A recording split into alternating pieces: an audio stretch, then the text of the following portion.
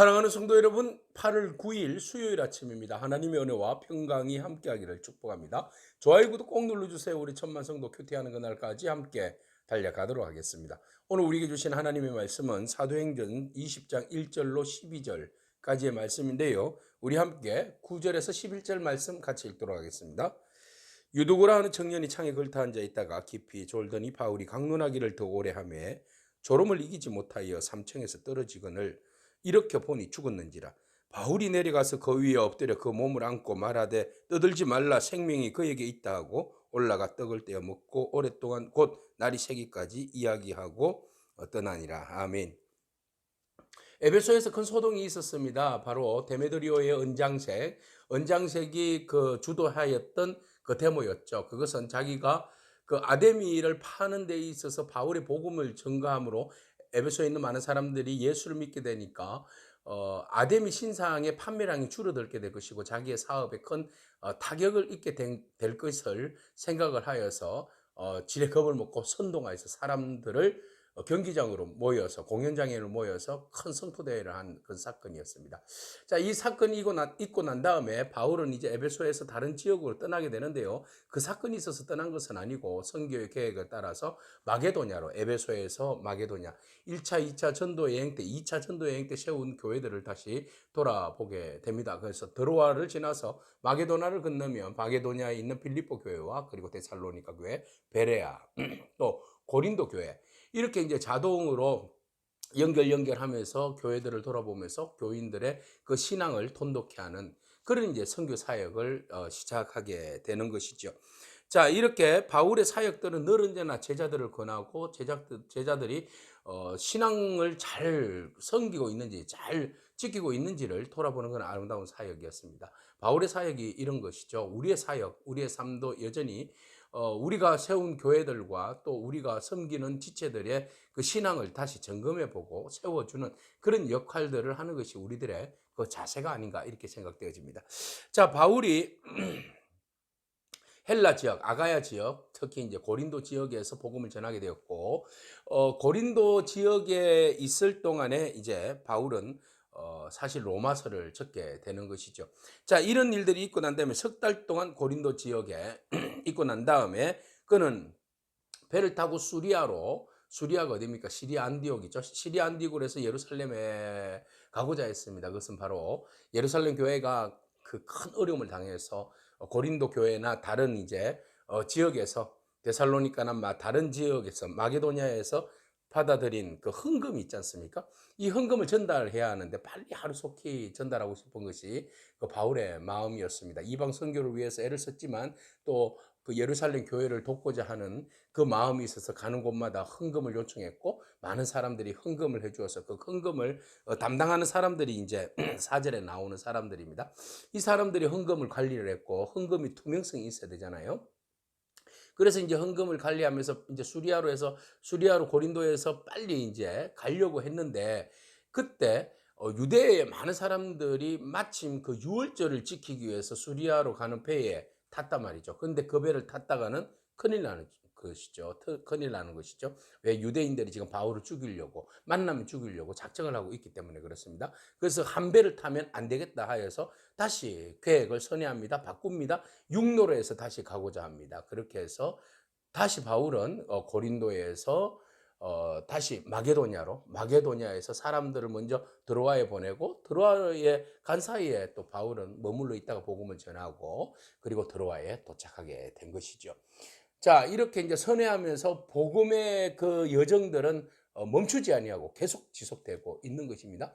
바울이 드로아에 도착했었을 때에 그때가 이제 안식일 전날 안식일이었죠. 그래서 주일날 아침에 그곳에서 떡을 떼며 하나님 앞에 예배합니다. 자, 오늘 복음 사도행전에 죄송합니다.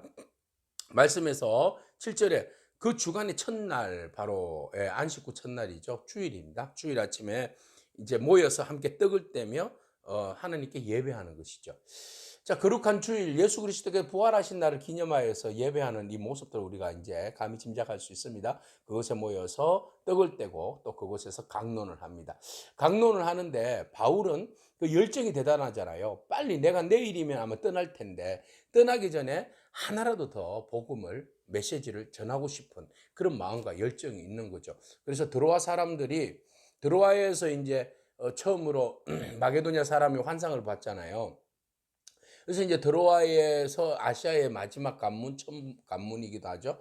자, 그곳에서 이제 복음을 전거하면서 강론을 하는데 강론이 멈추질 않는 거죠. 그래서 밤중까지 복음을 전거를 합니다. 그래서 밤새도록 철야 집회를 할 작정으로 말씀을 전거하게 되었어요. 그래서 많은 곳에 등불이 켰어요. 윗다락에서 등불을 많이 켰는데 이제 등불이 많이 켰으니까 아무래도 이제 연기가 날 것이고 등불에서 그리고 이제 이산화탄소나 일산화탄소, 뭐 일산화탄소는 아니겠고 이산화탄소가 많이 발생해서 뭐 사람들이 굉장히 이제 좀 열기에 의해서 졸리기도 하고 그럴 거 아닙니까?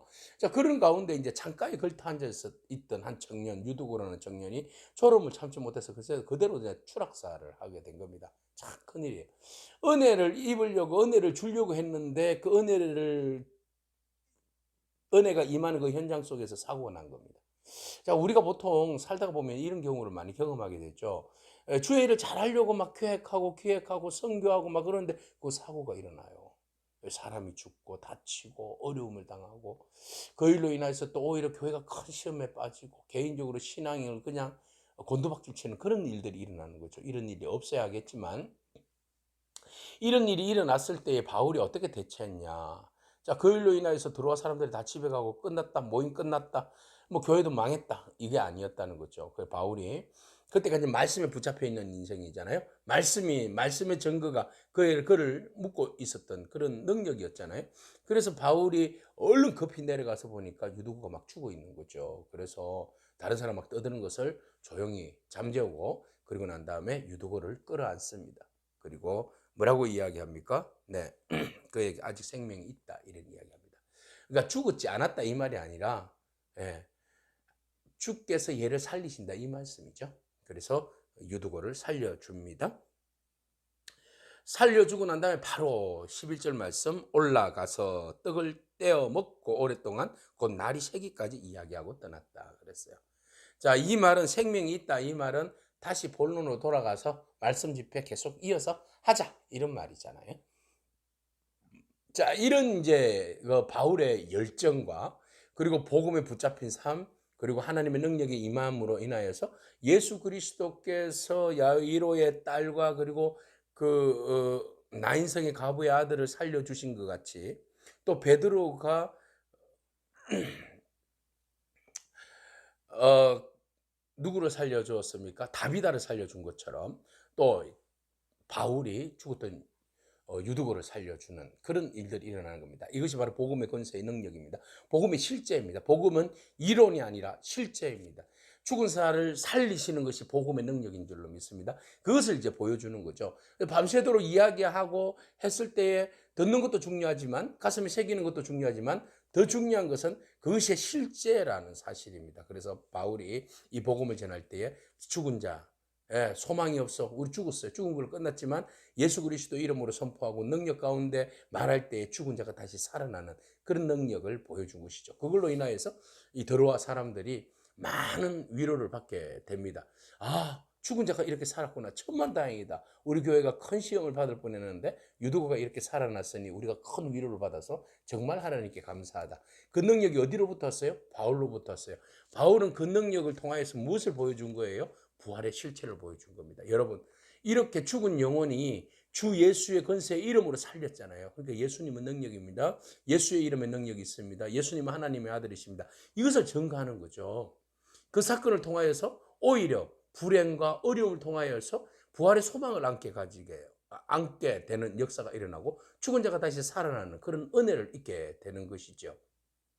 하나님은 우리가 겪는 불행과 어떤 어려움을 통하여서도 하나님이 역사하시고 하나님의 살아계심을 보여주시는 줄로 믿습니다. 그래서 바울은 그 사건을 통하여서 앞으로 우리가 죽어서 다시 살아날 그 부활의 소망을 이 유도고의 실제적인 사건을 통하여서 사람들에게 알려주게 되었습니다. 자, 드로아 사람들은 얼마나 이것이 확고한 신앙으로 자리 잡겠습니까? 이 사람은 절대 신앙 흔들리지 않겠죠. 어려울 때마다 유두고를 생각하면서 하나님은 우리를 죽은 자 가운데서 살리시는 분이시다. 그 예수만 붙들고 살자. 이렇게 나가는 겁니다. 오늘 그 믿음으로 저와 여러분들이 살기를 축복합니다. 우리의 믿음의 눈으로 주님은 죽은 자를 살리시고 나의 영혼까지 내 삶에 죽은 모든 것들을 살려주시는 분이고 오늘 우리의 삶에 죽은 것 같은 우리의 인생의 삶을 다시 이렇게 세우시는 분이 예수 그리스도심을 여러분 믿고 오늘도 믿음으로 승리하기를 축복합니다. 아멘. 기도하겠습니다. 주님 감사합니다. 부활의 생명의 복음은 이론이 아니라 실제인 것을 바울과 또 유두고의 사건을 통하여서 우리로 하여금 보게 하십니다. 하나님, 우리는 하나님 말씀을 들을 때 아무런 감동 없이 그저 이론처럼 들릴 때가 많습니다. 하나님, 그러나 성령님께서 친히 우리의 마음과 생각을 꿰뚫어 주시어서 복음의 진리의 말씀을 들을 때 그 말씀이 살아 역사하는 말씀이 되게 하시고 그 말씀이 우리에게 능력이 되게 하시고 그 말씀이 성경에만 묻혀있는 언어의 글자의 말씀이 아니라 살아 실제가 되는 생명의 부활의 말씀이 되어서 오늘 우리의 삶을 변화시키시고 우리가 참된 소망을 안고 살아가기에 부족함이 없도록 축복하여 주옵소서. 예수님의 귀하신 이름으로 기도합니다. 아멘. 오늘도 믿음으로 승리하길 축복합니다. 아멘.